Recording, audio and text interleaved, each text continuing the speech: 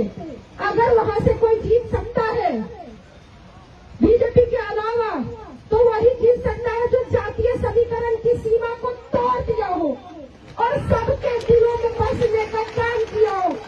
बिना जाति पाति धर्म भेदभाव को देखे बिना एक होकर के परिहार के लिए खड़ी रही हो। ऋतुजा